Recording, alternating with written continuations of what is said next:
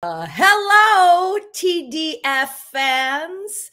I am Carolee Carmello. This is my daughter, Grace McLean. Oh, Mom, it's so good to be here with you.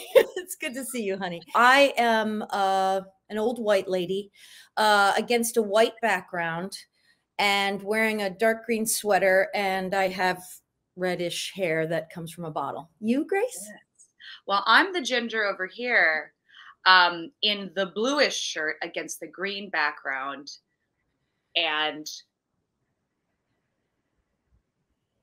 you're going to have a great Moving time. right along.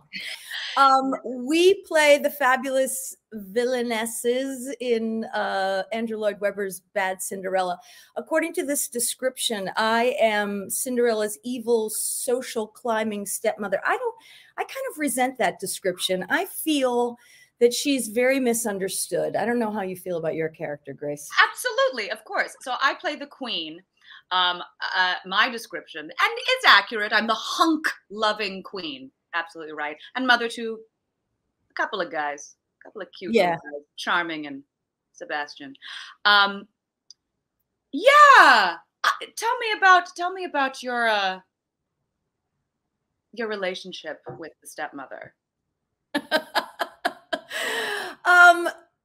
I think the best way to play, in my opinion, to play someone who's sort of described as evil is to really understand them. And I can certainly understand her. I mean, she wants to better her life, and she, according to this version of Cinderella, she's been married a couple of times, has a couple of girls from different men, and she just wants to get one of them married off to someone fabulous and hopefully rich and powerful. And, there's nothing wrong with that. I can totally understand that ambition. So, yeah. So I relate to her. Yeah, that makes sense to me. I mean, for the queen, I've been thinking about her as actually someone who is filled with a lot of grief but who doesn't know how to express it. We start the show with probably her favorite son missing, gone, and instead of mourning him, she suppresses everything and moves on and finds a distraction and throw a party. And I think that sort of explains some of the frivolity that she needs, because it's a way for her to not look at the deep pain and sadness. So yeah, we're gonna take some questions here for each other. All right, let me read this one. Hold on, I gotta put my glasses on. Both of your characters use matriarchal, that's a big word, manipulation to get what they want. Which mother is more evil? See, there they go again with the evil thing. I'm kind of I don't like that description of us. I mean, we have our reasons. Which one of us is more evil? Well, here's what I think. What?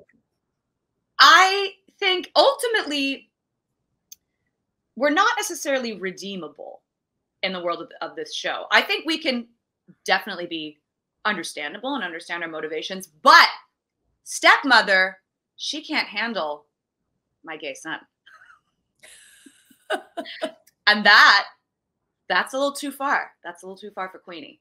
I don't think it's the gay part that bothers me. It's the fact that you welched on our deal. That's true.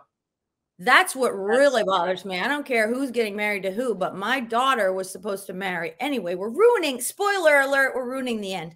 I think that my character is kind of, she mistreats her own daughters, but your character sort of mistreats the whole kingdom, if you want to know the truth. So if we're going to, go by degrees, I think you probably win that. Ooh, well, there are more people to oppress in a kingdom than in a family. Ooh, I just want everybody to look good. It's for their own good. What's wrong with that? And bring the tourists in. Yeah. Oh, how do you say Carmello's last name? Telesova? I think that's pretty close. Yeah. All right. Next question. Gabriela Telesova's colorful, eye-popping costumes are a hoot. Which is your favorite to wear and why? We've got some good dresses. And they're big. They're like 3 people big. Indeed. Which one's your favorite? Well, I like my man's man costume. Yeah, I love that one too. Really. Yeah. I get to have legs for one scene. And that's kind of fun. Right. I'm kind of jealous of that because I'm in big, giant gowns the whole night. And you get that one reprieve. Yeah, that's it. Right. They are gorgeous, though. I mean, the fabrics are so, you know, rich and the colors are so intense. I really love my first costume, which is this emerald green satin. But let me tell you, I really want to put that thing on a scale because it is so heavy. I don't know if your costumes are as heavy, but I remember when we were first wearing them during tech rehearsal. And for people who haven't been through a tech rehearsal process, you end up spending a lot of time on each scene because they're setting lighting cues and moving set pieces. And so it's not like the pace of the regular show. You have to spend a lot of time in each individual part of the show. So I spent, you know, hours at a time in that first costume. And I had to end up going to physical therapy afterwards because my back was in such pain from holding the weight of that skirt. Yeah. And I don't know how much it weighs, but it is a lot of satin. And yeah, it's heavy. But now that we're doing the show, you know, I only have to wear it for, I don't know, half an hour. So it's not so bad. Minutes at a time versus the hours at a time. Yeah. Figuring out what it is beautiful though. I mean, it's gorgeous. And that's the one I think that people comment on. Although I do love the fact that in our duet, which is called I Know You, we kind of have like mirror image costumes with, you know, different colors of the same version. We're like a catalog spread of the, you know, the green version and the red version of the same costume with the feathers that sort of engulf our faces. Yeah, I kind of love that. Oh, it's my turn to read, isn't it? Bad Cinderella features a cast of more than 24 performing intricately choreographed numbers. Thank God, not me. Have there ever been any amusing onstage mishaps? I mean, people have fallen down. Yeah, I don't know. I'm not amused by that. You're not amused? I was kind of amused when I fell down. There's a scene. Oh, that's right. Oh, God. There's a scene in the ball where my 2 daughters and I, Sammy Gale and Morgan Higgins, who are fabulous in the show, we are meant to do this really quick, tiny little choreographed move, which kind of looks like a rocket kick line. We're not kicking, but we're sort of attached to each other by the waist and spinning around the prince and moving backwards. And during one of the previews, my feet got caught up in my gown and I went down. I mean, down all the way to the ground. And I don't think too many people in the audience noticed it, but luckily I didn't pull Sammy down with me. I found that kind of amusing. Everybody was very concerned about the old lady who fell down, but I found it pretty funny and managed to get up and finish the scene. So. Wow, I did not see that happen. I had no idea what was going on. That's how graceful you are. Oh, yes. That's why. No. Have you had mishaps during like Man's Man or anything? I get caught on things sometimes. There's just, I mean, it's the pants, but there's a whole train going on back there. Right. You know, it's very easy to get stepped on. I'll say that. You mean the jacket gets stepped on? Yeah. That whole thing gets stepped on or gets caught on. I'm sitting on that little like pummel horse. Right. You can get caught. Right. And the turntable is moving during that scene. So you got to sort of keep track of where you are at all times. I haven't yet run into anything or anyone on that turntable, all those men who are working out, but could happen. Never say never. Or still early. And that wouldn't be such a bad thing, would it? Smashing into one of those hunks. No, that'd be totally fine. Oh, I'm so sorry. I didn't see you. All right. Almost half of the ensemble members are making their Broadway debuts in Bad Cinderella. What's it like being the stage veterans in the cast? Now, how did I become a veteran is the thing that I want to know. This is my second Broadway show. What does that mean? I'm a veteran. I've worked a lot off Broadway, which is a wonderful place to work. A lot of great things are happening off Broadway. Anyway, also thank you for making me a veteran. I hope I get a medal one day.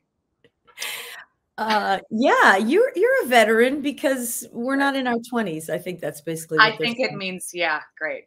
I knew it. But it is, I mean, I have to say, it is contagious, that excitement that they have. The kids, if that's not a disparaging term, I hope, the kids who are making their Broadway debuts, and even the younger people who have done a show or two, they just have a different energy than I have as a 60-year-old. You know, it's an excitement, and it's a enthusiasm, and an energy level that is helpful to me to sort of propel me through the show, and to, you know, I feed off of that excitement every night. Yeah, absolutely. They're just really fun to be around. They love being there, and I love being there, and I love that they love being there. Yeah, that's exactly right. I don't think they've ever had a bad day. Oh my gosh, Carolee, do you know that there's like a little circle that happens before the show every day? No, I miss it because I'm not called at places because I don't enter in the first scene, so I miss that whole thing. It's really sweet that all the ensemble members get together, and often Lynn will come out too, and we'll hold hands and sort of breathe together, and someone will say something about what they're feeling, and we'll like pass a squeeze. It's really lovely. It's like a real intentional connection with everybody before we start. I love it. It's very Tommy Tune. Yeah. Oh. Tommy used to, I never did a Tommy Tune show, but that was, you know, Tommy used to do that before all the shows, gather everybody in a big circle and thank, you know, the theater gods. But speaking of enthusiasm, I just want to mention that along with the enthusiasm and energy of the cast, the audiences have been so great. I mean, you know, in case you haven't read the reviews, TDF audience, we did not do very well in the newspapers. But despite that, the audiences have been full and excited and boisterous and just having a blast. So, you know, sometimes the people that come to review the shows are not the people that are meant to see those shows. They don't appreciate the humor or the sort of point of view of the show, and maybe they're not the target audience. So I really appreciate the fact that whether or not they've read the reviews, the people that come are having a blast, and that really helps us on stage too. Absolutely. Is this your turn or my turn? It's you. Oh, it's me? Okay. Your comically catty duet. Ooh, somebody used a thesaurus on this question. I Know You, which is the name of the song, is absolutely hilarious. Why, thank you. We wrote it ourselves. How does it feel to make the audience laugh with your devious antics? And have there been any memorable reactions? Really, the best thing about that number is just working with Carolee. That's the thing that's great about it, is getting to play with you, and you know, in us figuring out what it was. There's something tricky about that song because it's subtle, and it is. Well, not when we do it. Now, that's right. That's right. Give it to us. We'll carve you a whole new thing. More is more in my book. Exactly. But what was so fun about it was figuring out what all those moments were with this performer, with Carolee, for us to figure out what the song was, what these things meant, what they meant to us, where the beats are, when you give it to someone, when you take it back from them. Like, that's the play. We're having a whole ball game, just the two of us. And yeah, that's what's really fun. And the audience reactions, I think there was, every once in a while, there's somebody out there who's having a great boisterous time and will talk back a little bit. No, what? Yes, we definitely had one of those the other day. Yes. Yeah. Yeah, I agree with you. The fun is playing with each other, and getting laughs from an audience. There's nothing better. I mean, I love doing dramatic shows. I mean, I feel very lucky to have done a little bit of both in my life, but nothing is quite as powerful as making 1,000 people laugh. Mm-hmm. To me, I just find that exhilarating, and there's, pardon my French, there's a phrase that people use that sometimes you can become a laugh whore, and you just really are craving those laughs and will do anything to get those laughs. And I have to sort of watch myself to make sure that it doesn't become all about that, that we're still telling the story, and that the laughs come from the storytelling and the character, not just, Yeah. It's a fine line, but it's, when you do score those character laughs, and, shout out to the book writers and the lyricist, David Zippel, who have given us the material to do that. I think it's just an exhilarating feeling. Yeah. I agree. What's that story? I don't remember who the actors were, but there was something about somebody getting a laugh with tea, right? And one night they didn't get the laugh, and they were like, "Why didn't I get the laugh?" And somebody said, "Well, you asked for the laugh and not for the tea." Oh yeah. Which is a thing I have to remember too, because sometimes you're like, I know where these laughs are gonna come, but right.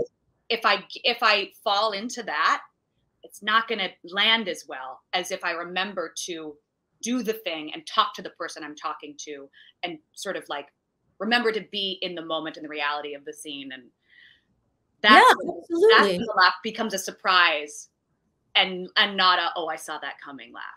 Different kinds of laughs too. Yeah, I mean, comedy is really a science, I think. I mean, oh yeah, there's such precision about it, and you can gain or lose a laugh with the tiniest little change that you make, whether it's a body movement or the way your voice gets inflected, or, I mean, it's really fascinating to me. And in a way that, when you're doing a dramatic show, you don't have that kind of awareness, because normally you don't get those instantaneous reactions to like a dramatic moment in a show.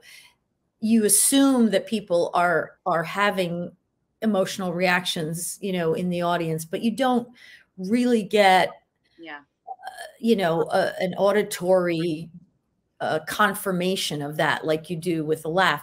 And so it really is like a science project every night to try to fine tune how that, that alchemy of voice and body and line and intention and all that stuff comes together to get that reaction. I find it, very, I don't know. It's just one of those processes on stage that I just find endlessly fascinating. Yeah.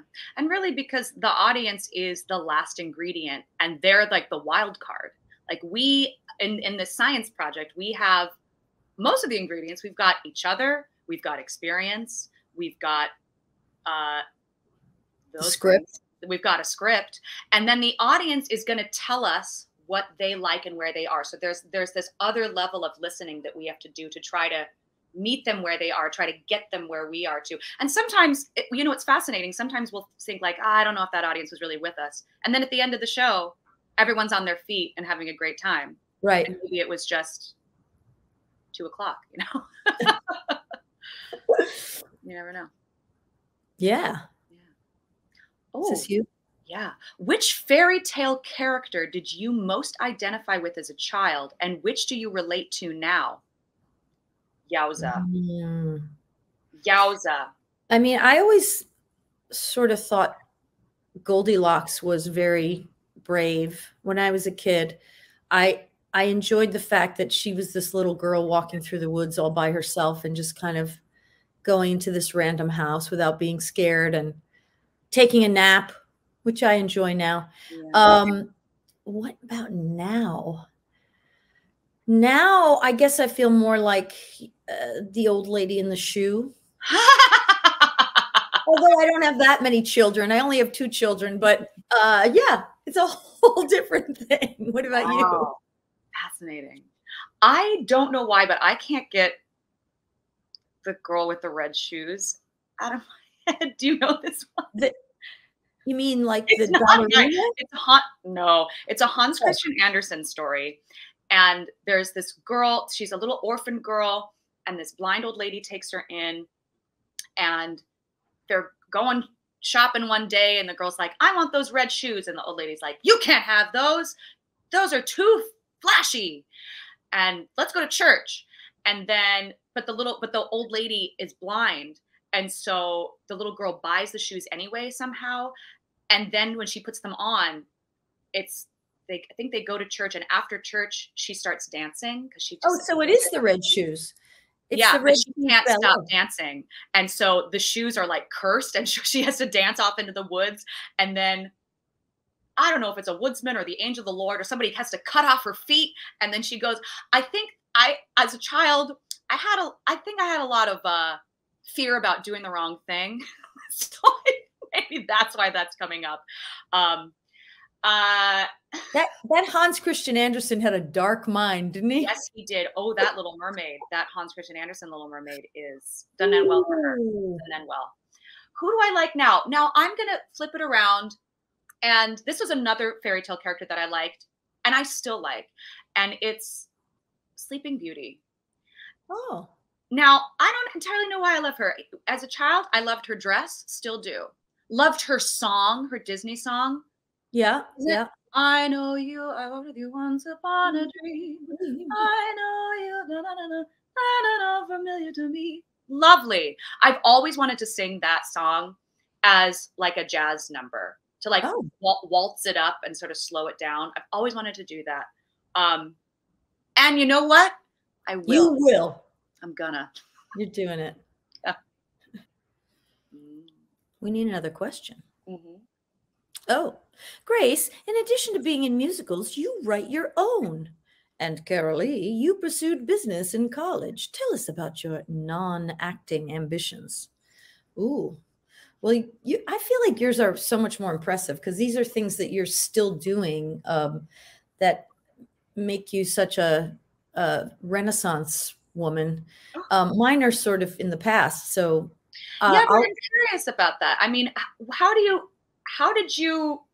what happened?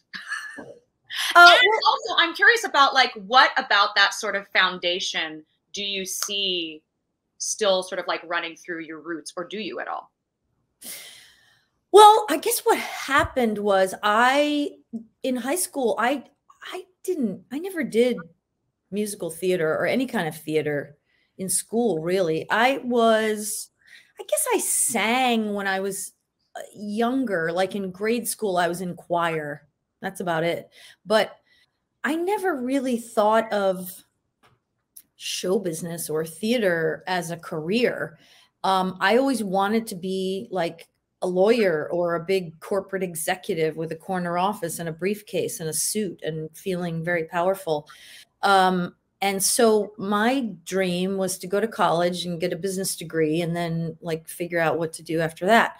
So that's what I did. I went to business school and got a bachelor's degree. And then I was trying to figure out my next step. And I was sort of toying with law school or MBA or like just jumping into the job market.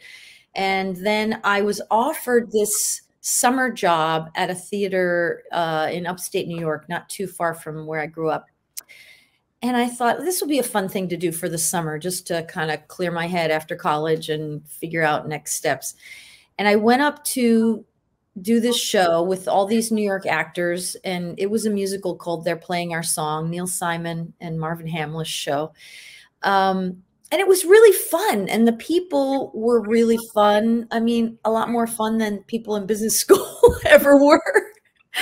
And they were like, "You're really good at this. You should move to New York."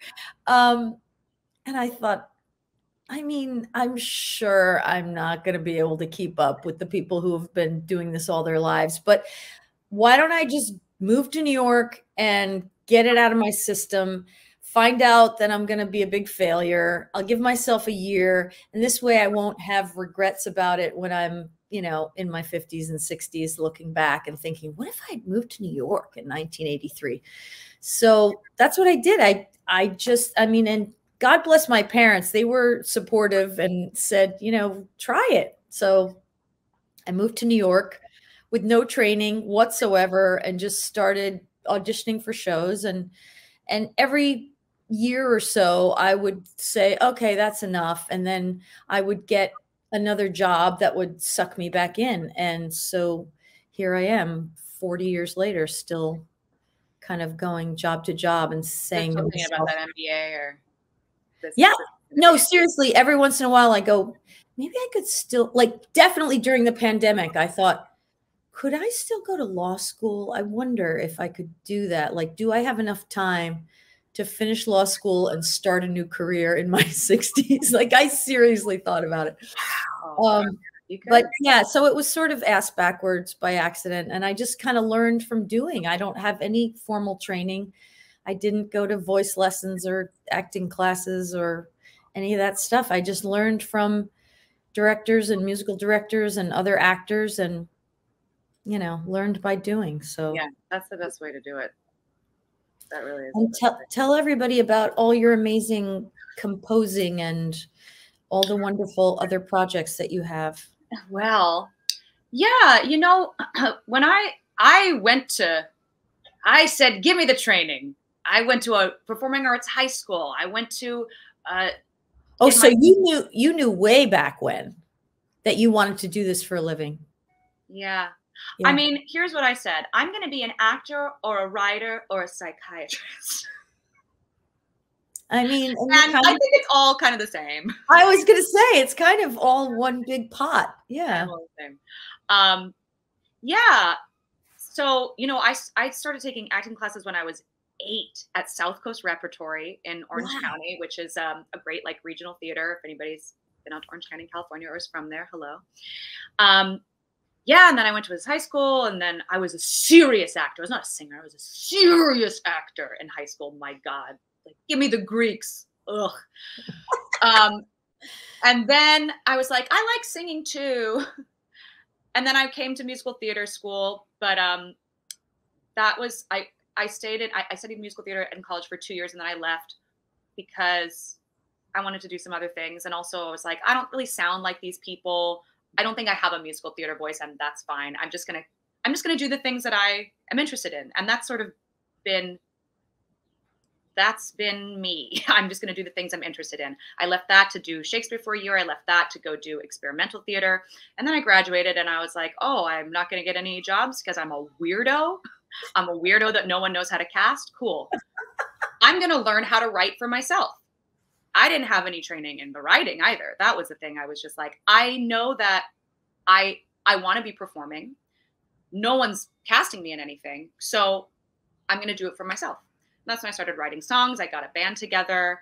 And my little story, Carolee, is that I had been in New York for 10 years. And I was like, I think it's time to go. I was doing like one cool project a year, writing for my band. But, you know, it wasn't a career.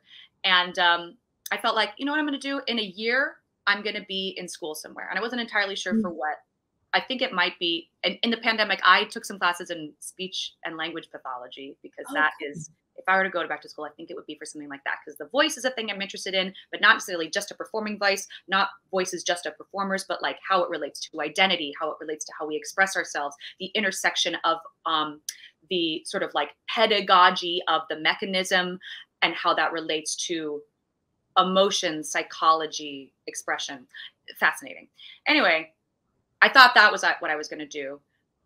I made that commitment to myself. And then a month later, I got an audition for Natasha Pierre in The Great Comet of 1812. And I said, I don't do this anymore. But I loved the show. I saw it at Ars Nova. I'm going to just go and tell them how much I loved it. And then I kept getting called back, and I was like, I'm not getting this job. I'm going to be in school in a couple months. And the thing is, like, everybody from that original cast, they invited back, and one person said, I'm actually going to go take this job in Chicago. And that was the part that I got. And then I kept working from there, which was sometimes there's just a thing, I think, that just says that keeps you. That keeps you there. Even when you have one foot out the door, it says, no, we're going to pull you back. But anyway, the writing, it really has been a thing to sustain me when others don't know what to do with me. And I hear that a lot. I heard that a lot growing up in all of my acting classes too. We're just not going to know what to do with you. And I got tired of hearing that. And I said, well, I'm going to figure out what to do with me. I'm going to take that into my own hands. And the thing is, like, I find people who are interested in the thing that I do. And I'm proud of it. And I like writing for it and exploring that. And, the things I'm writing now are not always for myself. And that's a whole other challenge. The things that I write are things that I care about, right? I don't necessarily have to perform them, but it's something that I'm interested in. And there is like an itch I need to scratch. And the way that I scratch it is by making something. That's fascinating. And I think it's such a good lesson for people who might be starting out in this business, that sometimes you have to create your own path, and people don't always know what to do with you. But if you have something that's that unique, which you absolutely have, you have to hang on to that. You can't try to push yourself into another form that somehow fits into their vision. You have to stay true to yourself. And sometimes that's the hardest thing to do, because you see other people getting jobs and you're like, oh, well, I guess I have to sing straight tone, or I guess I have to be a blonde, or I guess I have to lose weight, or whatever it is. Sure. You don't have to. You have to be who you are, and then people will gravitate towards you because you're offering something new. I think that's right. I'm going to say one addendum to that too, that I think is also important. I think it's important to like find out what your thing is, what your weird is, lean into it, develop a craft around it, but also learn how to be a good collaborator. That's really, really, really important in this business, no matter what you're doing. You're going to be working with other people. And even if you're like, this is my thing and I'm going to do it this way, you've got to learn how to communicate with people, adapt and adjust. That's how you thrive. Yeah, it's not always easy. Yeah. As Sondheim said, then when you have to collaborate, sometimes there's like personalities that don't quite fit together, and you have to find, this art form, more than most, is a really collaborative process. And if you don't figure out a way to work with the people around you, it's, you can't do it on your own. You have to be a team. It's not easy. But it's fun. It is fun usually. Sometimes it's not hard. Not fun, but it is hard. Yeah. Is it my turn to ask? I think it's me. Okay. Share your best Andrew Lloyd Webber story. Go. I have one. Do you have one? I think I know which one you're going to say. Go ahead. Well, I'm just going to say that I had a lovely moment with Andrew during our Sitz Probe, where we talked about his orchestrations. The Sitz Probe is the moment when we, as the cast, first hear the full score with all of the instrumentation, because we've been in the rehearsal room and it's been a rehearsal piano and you hear what's going on, but it's, just this one instrument. And then all of a sudden to hear these songs fully fleshed out, oh my gosh, it was so beautiful. And all of a sudden just elevated the story, because there's this whole new language, this musical, rich language happening. I just had this really lovely moment where I talked to Andrew about that, and about the changes that he made from doing the show in the West End to here, and how they expanded the orchestrations, and they got more real life players and how excited he was. And he was just so proud. And that was really special to see him in the midst of that moment where for the first time we were all hearing his intricate, rich, beautiful work. It's really lovely. That is lovely. That's not the story I thought you were going to tell, but yeah, I'm gonna leave it there. But he's brilliant. Oh yeah. Oh my goodness. Is this me? Yeah. What's the best deal you ever got at the TKTS booth, which is celebrating its 50th anniversary? Wow, 50 years. 50th anniversary. Happy anniversary, TKTS booth. Gosh, you know, I spent a lot of time when I was younger trying to see theater to learn about what I liked and what I didn't like and what performers did on Broadway. And so I would more often than not go to that tickets booth because I couldn't afford a full price ticket, certainly. And I was always grateful for those discounts. I don't know if there's any one particular deal that stands out, but I do remember seeing Evita, the original production of Evita, and I know I got a half price ticket at the booth for that, and it blew my mind. I mean, this was kind of really before it was right when I was starting out. I don't remember the year, but I just remember that whole production was so mind-blowing, and I remember thinking how innovative it was. I mean, I didn't know anything about theater, but I just thought this is storytelling that I love and want to do. Wow. That's amazing. That's how old I am. Oh. Do you remember getting? Well, I dated a guy who worked at the TKTS booth for a while. Really? So you got some good deals. I got some freebies sometimes. Oh. But I will say, I don't remember why I decided to see this show, but I do remember getting a ticket to a show called, I think it was called La Bête. Oh, yeah.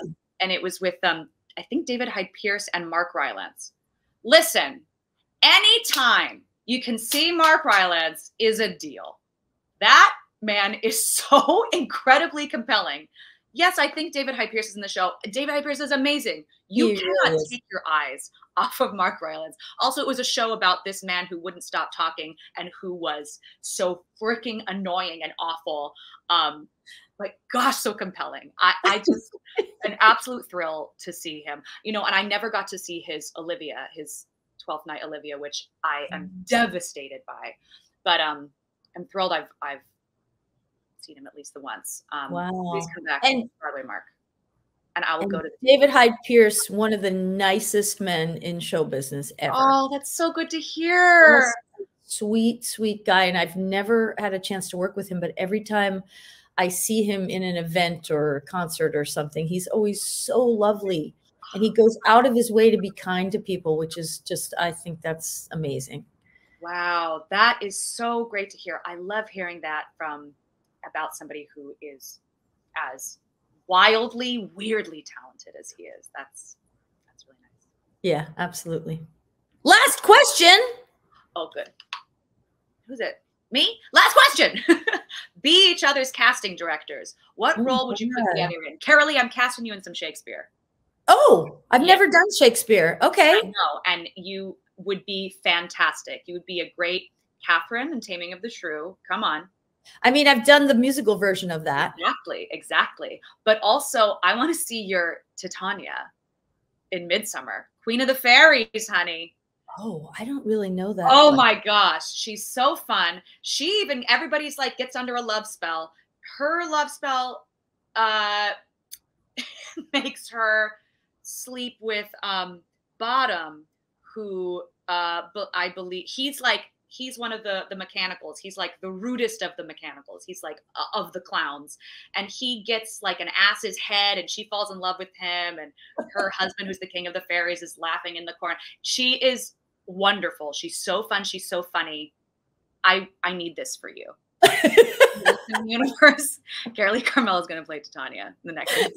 Okay, we're going to start working on that. and your Sleeping Beauty song. If I could see you, I was thinking of like shows that are current, and I was thinking how amazing you would be as the King of England in Hamilton. I want that so bad. I really want that. Make it happen. Okay, good. Come on. Wouldn't be the first man I've played. Totally. Oh, I love that. That's where you went, Carolee. You're right. You win. Okay. We would all win if you got to do that, honestly. Oh, thank you so much. Thank you, TDF, for having us. And Carolee, thanks for hanging out with me this morning. Yay. Thanks, everybody. Come see Bad Cinderella at the Imperial Theater. You'll have a blast, we promise.